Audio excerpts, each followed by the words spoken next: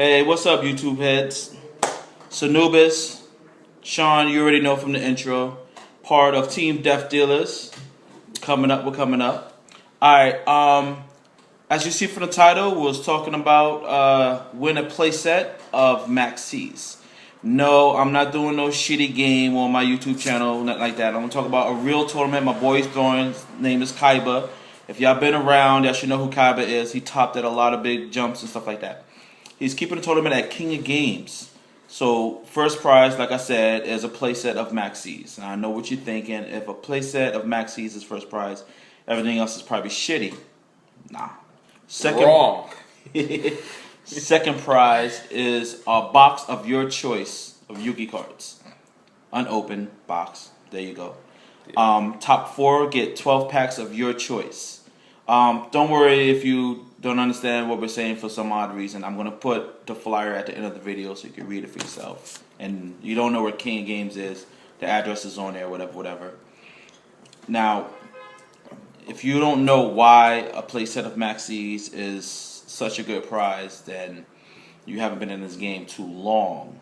Maxx stops a lot of plays. And even if they keep playing, you're just going to get a Japanese fan of cards in your hand. Because every time your opponent special summons, you get to draw if you didn't know what Maxx does. Yeah, stops a lot of plays. I mean, it's a great main deck card. A lot of people is main decking it. If you are a competitive player and you like to go to regionals and YCS, this is a card that is a must-have. I hate to say it's $100 a pop, so yeah, it's pretty expensive. So it's a must-have card. It does make up for some broken plays. I mean, you could draw 6-7 times. That's with that one card. I mean, it's pretty broken. Most people, when someone drop Maxx on them, they usually stop what they're doing because they don't want them to get too much of a hand, especially if they're not going to game them that turn. Yeah, I know. I'm one of them. Shit. I leave myself wide ass hoping. Shit. As soon as he drawn that one card, I'm like, alright, I'm good. So, yeah, Maxx is a lot of the top decks, main deck 2 to 3 of them. Yeah. Like I myself, I'm on a main deck 2, maybe side deck the 3rd. I'm not sure yet. But 2 right now is the number I want to roll with. Another main deck card that's also good is I forgot what it's called, Phoenix Chain. Yeah. I'm not really feeling it like that though. I'm more of a Kapulse guy. I'd rather use Kapulse than Phoenix Chain. But Phoenix Chain has its place. I see a lot of good plays that's done with it. I just feel $40 for that card. I'm just not feeling it. It's just not that broken to me to be paying that much for that card. I mean, someone gave it to me as a gift, I will use it, but I'm not going out to pay $40 for that shit. I'd rather use Kapulse. Yeah, I mean, I think a lot of you guys said it. I think Phoenix Chain is an overpriced card. I mean, really, you have cards way less in value that do way more than Phoenix Chain. I mean, Phoenix Chain freezes the target, they loses their effect, and the monster's still there. I mean, when Kapulse can completely... Well, Phoenix Chain is a good card because it's chainable, and in this format, chainability is very key. I mean, that's why we've seen the decline in Mirror Force and other cards like that. Yeah, I mean, Phoenix Chain is a overall good card, but Kapulse, I think it really helps way more than Phoenix Chain. That's really all I have to say. Yeah, as you brought up, I see that now that Torrential's at 2, a lot of people popped out Mirror Force for that second Torrential because this format with the Insectoids running around, I mean, and a lot of other decks that's main deck in 2 to 3 spaces, a lot of cards that like Dimensional Prison and Mirror Force and stuff that you have to wait for them to attack gets popped before they attack. So, I mean, even I seen some people even taking out Dark Holes, and you can't really blame them. The difference between Dark Hole and Torrential is more chainable. Dark Hole is one of those cards is that per se, if you're going against a wind-up player, he finish loops you and he has a field full of 5. You top deck a dark hole and you drop it. Well, that means you both have clear fields, but what is the what? But let's break it down. After he was done looping you, you dark holed, but he still has the advantage. With Torrential, while he's going off, you could have just chained it, and you would have still kept your hand, while he would have had no monsters. Torrential is one of those cards. It's basically Torrential is one of those. It's Konami's way of saying, yeah, we hear your cries. So here's Torrential at 2 and make do. I mean, yeah, for the shitty ban list that we got, I mean, at least something good came out of it. That's all we could really say. Yeah. That's pretty much. But yeah, this tournament at King of Games, I mean, as we told you, our friend Kaiba hosting it, and the more people that actually enter, you actually the entrance fee, you actually will get to have 4 packs, I think. Yeah, based on attendance, you get to choose 4 packs of any choice. Any you want, like you could grab 4 Order of Chaos or Photon Shockwave and stuff like that. They're also hosting Vanguard tournaments over there every Thursday for Vanguard players. I know it's a hot upcoming game that's coming up. And yeah, Maxx, gotta get them. I like the show Vanguard. I watched a few episodes when it first started up. Kind of weeded off it a little bit now, but I just can't get into the card game right now. I already spend too much fucking money on Yu-Gi-Oh! As it is. I don't need another card addiction.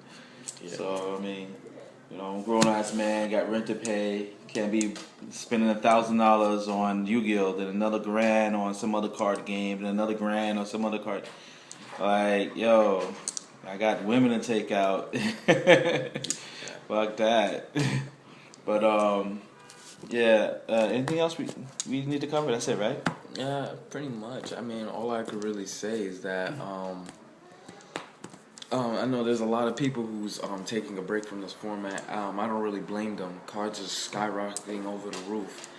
I mean, oh yeah, yo, Yu-Gi-Oh channel, yeah. I mean, all I could really say, just play what you're good at.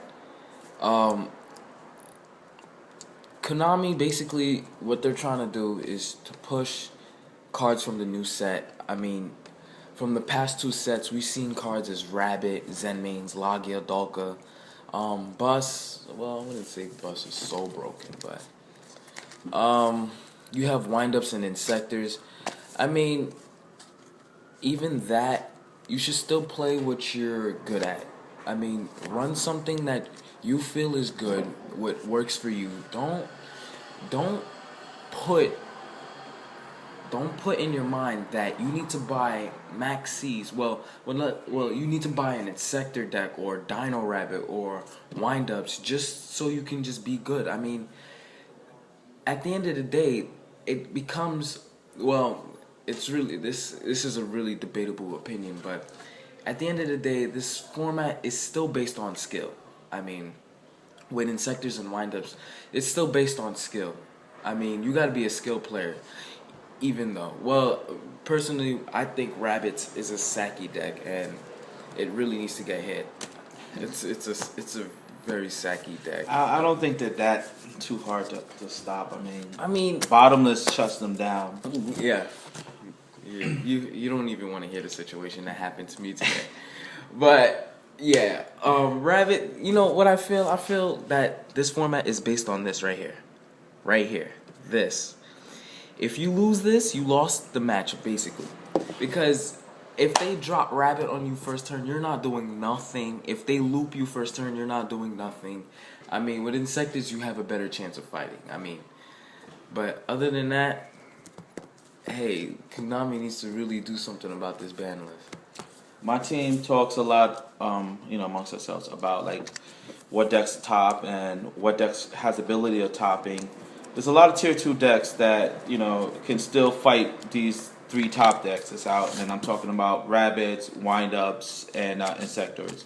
Those are top 3 decks you've been seeing lately at different YCSs and stuff like that, and probably your locals. Yeah. But I as you see from my channel, I still rode my 6 Samurai. I had them for like 2 years now. I had them around chilling. 6 Samurais is I see them as a tier 2 deck, but I think if you build it right, it could be tier 1, and that's the way I have mine built. The way my deck is designed, if I clear your field, just pack up. I got you. I'm locking the field and I'm hitting you for game. I think if you build Light Swans right, Light Swans has a good fight also. You got to really put some work into it. His deck is an up and coming deck. I'm telling the name. Yeah, it's actually Evils. Yeah. He missed his cue. But y'all probably already know from the intro if you was paying attention. That deck locks the field down too. It has a good chance. It's not as fast as the Rabbits, because Rabbit is able to let you exceed in one turn really quick. But he can lock the field down also and control everything. Yeah. What other good tier 2 decks? Dark Worlds. Dark Worlds is not really a bad deck. Actually, it's annoying. I hate the shit out of that deck. It's a pretty good deck. If you saw the other video I put up of Don's Dark World deck, he swamps the field so fast with all those beast sticks. You better have something really good down there to stop that. Otherwise, you have all these 26 and 3,000 hitters coming at you for game. Let's see, what's some other good tier 2 decks? I'm not too. Oh, I don't know if you guys heard, but our friend, teammate actually, Derek, he's actually running a E-Hero Teledad deck. Yeah, it's pretty broken. I mean, who would have thought that? Secret tech. Who would have thought that? You're giving out secrets now. We're giving out secrets. Hey, they don't. But just watch the format. Watch how each one of these top 3 decks are built. If you don't want to run them, but at least watch to see how they build. This way you can figure out a way to counter all 3. So build your side deck that concentrate on all 3, and also whatever deck you run, look at what decks actually beat you in locals, and make a side deck for them also. So this way, when you go to a big tournament like this one is coming up on this Sunday, you'll be ready. You understand? I mean, I don't think that we should be quitting because we cannot buy cards. I mean, I think the format has changed. Yeah, it screwed us, but I think we should adapt. A skilled player generally will adapt to the format, adapt to their situations, and will come back victorious, depending on how you play. So that's really all I have to say. Oh yeah, and if your Yu-Gi-Oh channel sees this video, I know he watched some of them because he left me a comment before. I know you're taking a break and everything, but I hope you during your break you get your stuff together and you come back. I mean, I myself took breaks from this channel too. Just left my videos up and running. I mean, it's crazy. I come back, 3,000 views. Damn. Okay, thanks for still watching my channel, even though I took a break. It happens. That's life.